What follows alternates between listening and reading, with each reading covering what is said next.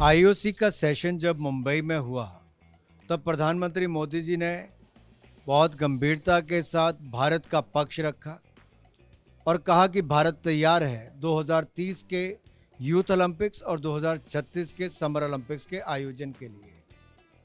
और कल हमारी जो फ्यूचर होस्ट कमीशन की बैठक future host commission international Olympic committee के साथ हुई, उसमें हमने रखा कि क्यों भारत में होना चाहिए, जहां लगभग 140 करोड़ की आबादी है, 1.4 बिलियन पॉपुलेशन है, 1 बिलियन से ज़्यादा स्मार्टफोन यूज़र है, 1 बिलियन से ज़्यादा इंटरनेट यूज़र्स हैं, और जहां दुनिया की सबसे युवा आबादी है और जो दुनिया की 5वीं सबसे बड़ी अर्थव्यवस्था है और तीसरी सबसे बड़ी अर्थव्यवस्था अगले 4 वर्षों में हो जाएगी, तो हमारा हक भी बनता है कि दुनिया का अगर 6वां हिस्सा आबादी का भारत में है और सबसे ज़्यादा युवा यहाँ पर हैं, तो उसने अभी तक ओलंपिक्स का आयोजन नहीं किया।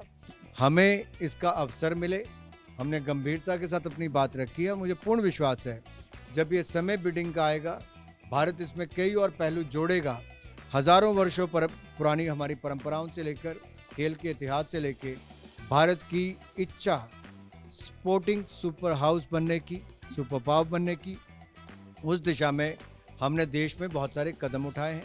मुझे पूर्ण विश्वास है भारत भविष्य में उसमें सफल होगा। देखिए, जब देश में G20 समिट आया तो प्रधानमंत्री मोदी जी ने केवल दिल्ली तक सीमित नहीं रखा।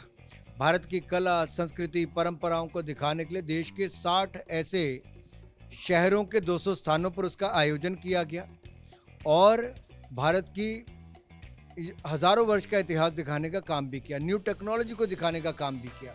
और इसके साथ साथ G20 की डेक्लरेशन भी हुई, न्यू दिल्ली डेक्लरेशन।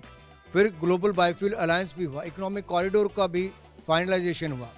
तो भारत ने हर उस मंच को ज़्यादा से ज़्यादा फ़ायदा उठाने का काम किया है, छाप छोड़ने का काम किया है। ओलंपिक्स को लेकर भी हम रणनीति तय करेंगे, हमें कैसे इसमें आगे बढ़ना है, और हम आने वाले कुछ महीनों में उसको तय करने वाले, अभी उसमें समय है।